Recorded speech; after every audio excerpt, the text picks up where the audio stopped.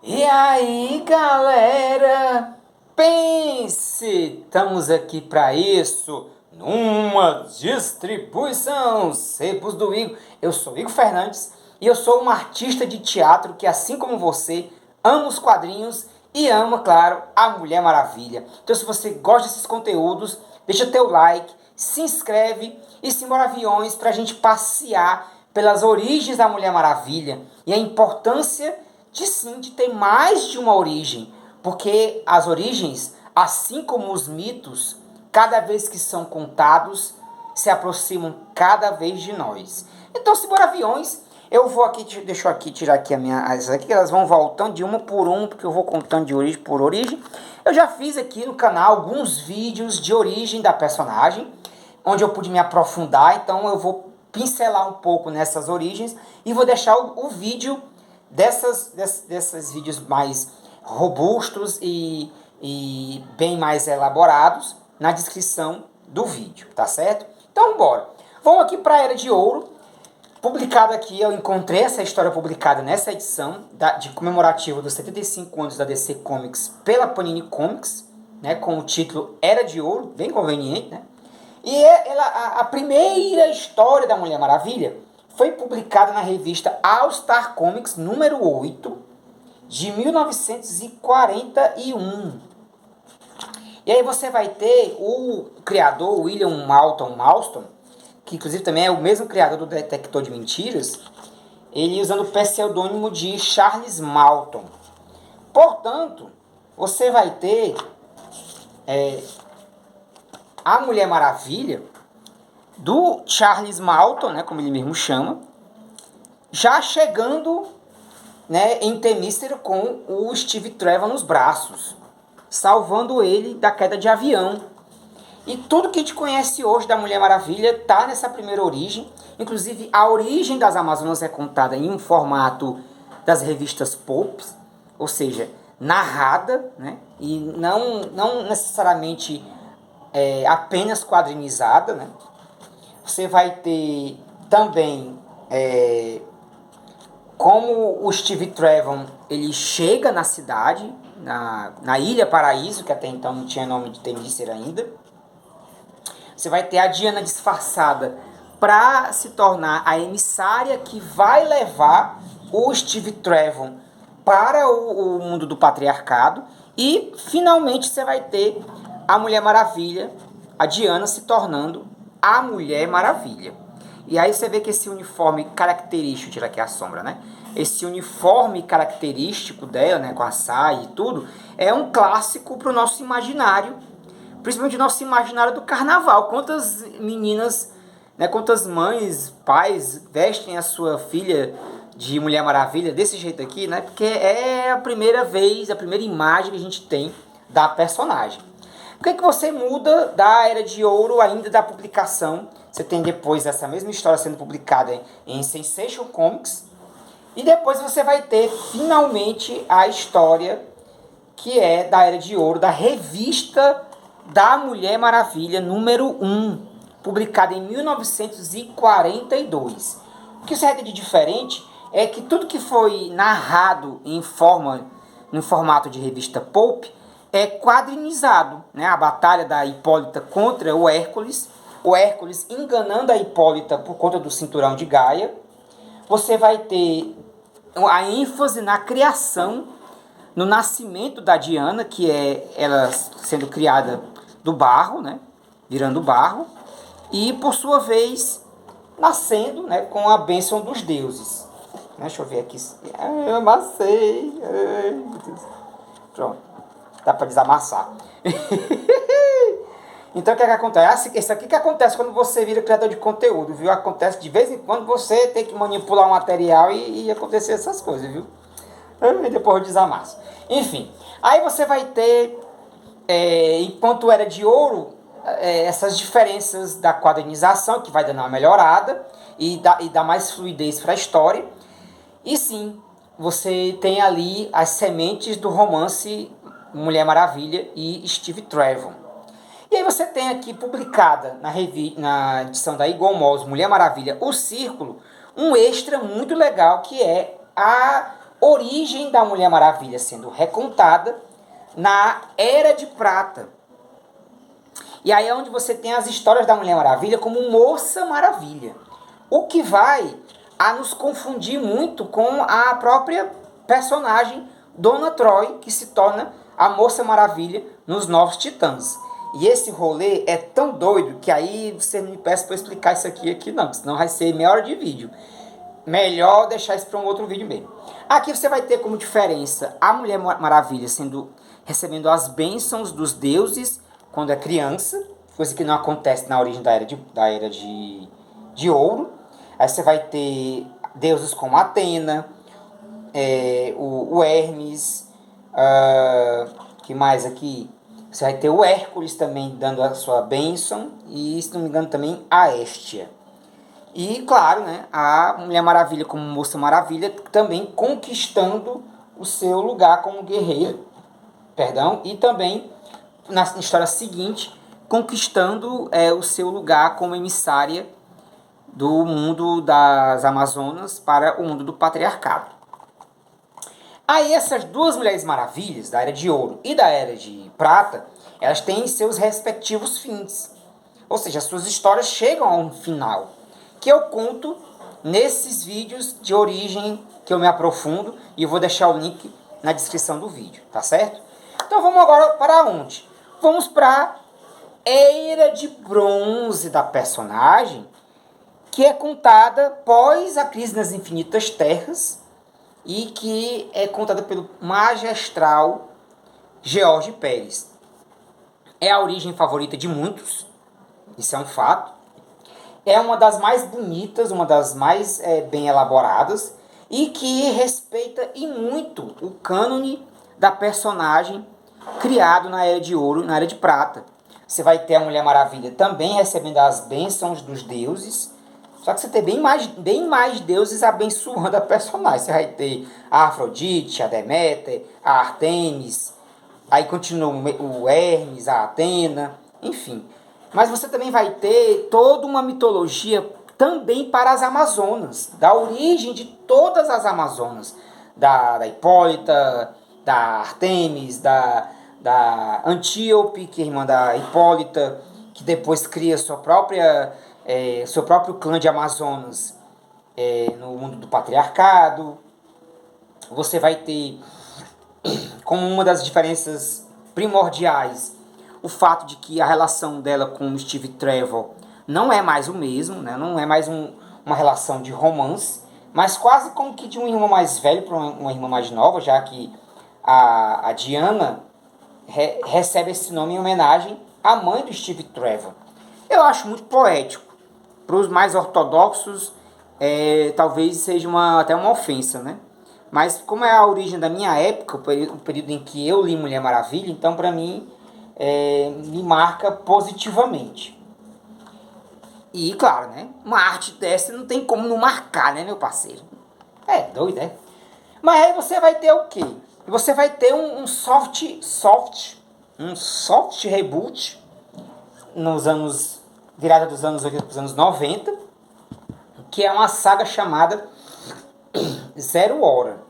E a Zero Hora deixa muita gente enfurecida, assim, porque o que é que você vai ter depois? Você vai ter os roteiros do William Messner Loebs, desenhados pelo Mike Deodato Jr., com a Mulher Maravilha não tendo mais as sandálias de Hermes e nem sendo mais a Mulher Maravilha. Mas, Igor, essa história não é de origem.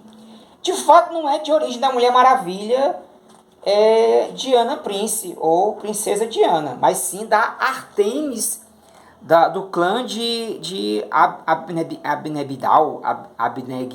Abnegdal, enfim, eu não sei pronunciar esse nome não, que é o clã de Amazonas que foi embora com Antíope, a irmã da Hipólita. E você vai ter essa nova Mulher Maravilha como nas histórias, e a Diana agora vivendo um outro rolê, mesmo sendo uma super heroína, também eu que auxiliando ali, mas não mais com os mesmos poderes e não mais com a possibilidade de voltar para a Ilha Paraíso.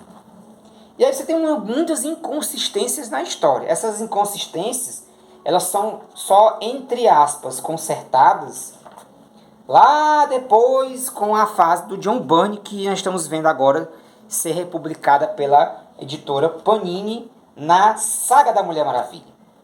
Mas você vê que, assim, não tem muito o que dizer. Aqui é uma fase que, assim, teria que ser assim, desvelada e esmiuçada para que as pessoas possam entender como é que é a vibe desse negócio. Mas origem mesmo, você só vai ter mesmo reboot, como é que eu posso dizer, não é reboot não, que a gente chama, como é, que a pessoa coloca uma coisa, remake não, reboot também não, um retcon. Você vai ter um retcon, mesmo. Rapaz, você sabe, você encontrar as palavras certas para as coisas é difícil, viu? Você vai ter um retcon em O Círculo, na origem da Mulher Maravilha, que é o fato de ter tido um racha entre as Amazonas, né? Metade das Amazonas queria o nascimento da Diana e a outra metade não. Surgindo aí a guarda da Hipólita tentando matar a Diana quando ainda era um bebê.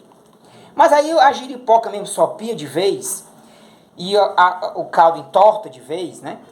Quando você tem a origem dos Novos 52 com os roteiros do Brian Azzarello e os desenhos do Cliff Chiang, que por mais que a arte seja linda, maravilhosa, ela vai criando uma série de controvérsias por conta da forma como essa origem é recontada. Que aí nós temos não necessariamente uma origem totalmente nova, mas nós temos um retcon aqui que é muito indigesto, que para mim é muito indigesto, que é o fato de que a Hipólita não criou a Diana do Barro, e sim que teve lá o seu momento lindo, paraná, paraná, com o Zeus, né?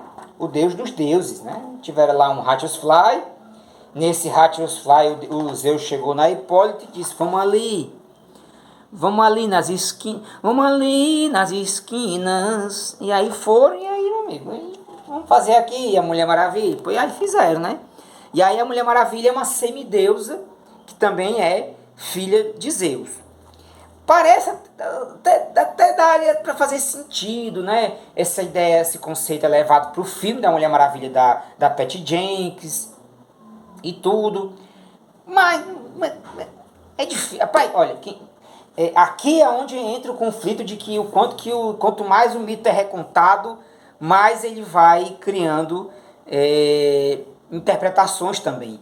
Quem viveu isso aqui é difícil conseguir imaginar que é doido, assim, porque parece que é uma coisa que corrompe a personagem. Mas quem começou lendo quadrinhos pelos 952 jamais vai pensar assim. E aí, por isso que até é bacana de ouvir vocês nos comentários o que é que vocês acham. O fato dela deixar de ser uma amazona pura e nascer por meio de uma relação e ser filha de um deus, isso deixa ela ser menos amazona ou não? Deixa aí a pergunta. Na minha opinião, eu não gostei não, viu? Digo logo. Não gostei. Mas eu quero saber da sua opinião, viu? Bote aí nos comentários. E aí você vai ter também, né, após 52, essa origem da Mulher Maravilha ser questionada, assim. Rapaz, será se é isso mesmo? Então você tem no Renascimento uma espécie também de soft reboot, onde você vai ter essa origem ser colocada à prova. Será mesmo que foi isso mesmo? Será se aconteceu isso? Então a Mulher Maravilha, num arco Mentiras Sinceras, ela se coloca a si mesma. Desculpa, essa piada é velha. Ela mesmo coloca o laço em si mesma, né? E aí, né, saudosos os melhores do mundo, né? A si mesma, né? Piada, né? Enfim, explicar piada é o, né? Enfim. Aí ao questionar a realidade, ela vai questionando não só a origem, como toda a trajetória e cronologia dela mesma. E ela muda, né, o visual dela, com um visual belíssimo, maravilhoso, com a arte do Lion Sharp. E aí você vai ter depois Mulher Maravilha número 1.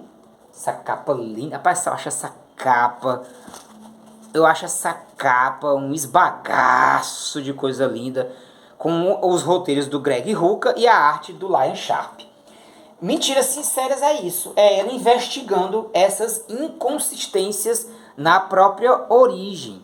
Ao mesmo tempo que a gente vai ter a origem, né, Mulher Maravilha ano 1, contando uma origem do Renascimento. Que diga-se de passagem com deixa eu ver aqui, para não errar os nomes, que o povo é birobado no nome. Com o roteiro do Greg Rucka, perdão, e a arte da Nicola Scott. Que é assim, né? Quem não conhece essa imagem tão bonita que você vê muito em Dia das Mães a galera postando, né? Que é você vê a Hipólita deixando de ser loira, que ela tá loira lá nos 952, tal e qual na Era de Prata. Aí você vê que ela volta a ser morena e bem parecida com o design da Hipólita do Jorge Pérez. E tudo vai voltando para uma coisa mais familiar para essa geração que conhece a Mulher Maravilha dos anos 80. Você vai tendo ela com um uniforme diferente, apesar disso, né? Porém, você vai ter o confronto dela com Ares sendo deflagrado e ela conseguindo descobrir por que dessas inconsistências com a sua própria origem. Mas você vai ter também, por exemplo, ainda nesse universo DC Renascimento e / universo DC dos anos de 2016, você vai ter também um prelúdio para uma saga chamada Estado Futuro, que ao mesmo tempo que é o fim da história da Mulher Maravilha de Ana, você vai ter a origem da Mulher Maravilha Yara Flor, que é a Mulher Maravilha brasileira. Claro, não é a origem que as pessoas mais gostam, mais querem, mas querendo ou não, assim, é uma origem de uma outra Mulher Maravilha, assim como da Artemis. De origens que não são cronológicas, você vai ter Mulher Maravilha no 1, que eu não tenho aqui nas minhas mãos, causou um rebuliço na época, porque teve tanto a questão da sexualidade da personagem, como também do fato de que ela foi desenhada com o rosto de uma atriz de filmes adultos, que é a Sasha Grey. Causou um rebuliço entre os conservadores, porque mexeu com vesperos que naquela época já estavam ali muito delicados, né? Que longe de mim de dar o juízo de valor sobre esse tipo de coisa, né? Porque a representatividade ela faz parte desde sempre dos quadrinhos. Se ela vai ser legítima ou não, aí só o tempo dirá.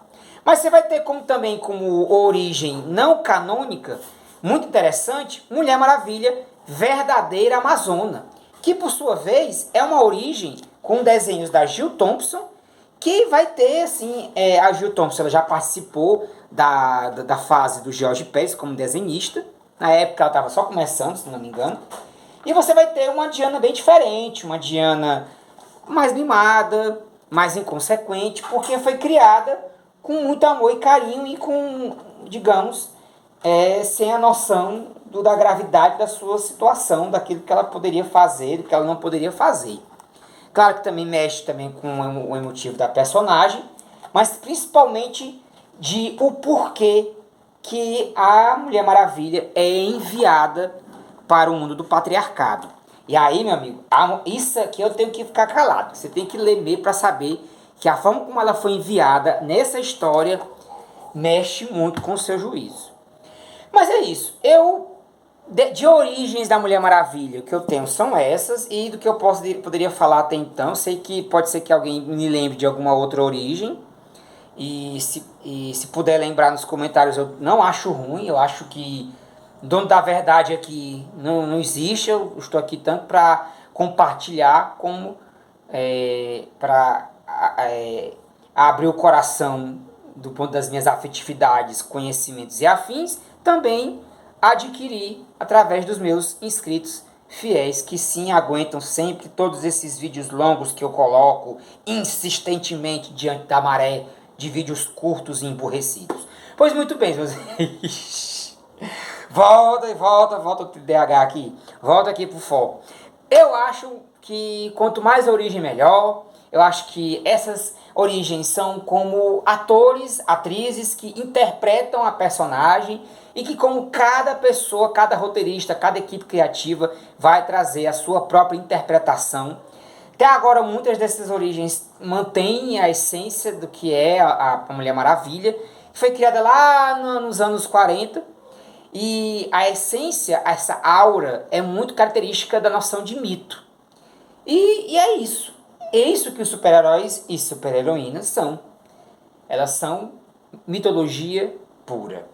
Pois é isso, meus amigos e minhas amigas. Eu termino por aqui. Muito obrigado a você que sempre vem até o final dos vídeos, que assiste os vídeos por completo, que consome, que constrói esse conhecimento junto comigo aqui nessa plataforma. Então deixa teu like. Eu peço no começo pra galera que chega no começo e assiste só 2 minutos, vai-se embora. E peço pra você que é meu fiel, que é minha fiel, que sempre permanece aqui comigo, de não esquecer o like, de compartilhar nos grupos de WhatsApp para o seu amigo, sua amiga que gosta também da nossa princesa Diana, tá certo? Então, um beijo, um abraço, um bom domingo, fique com Deus, que Deus abençoe a você e a sua família, e até a próxima!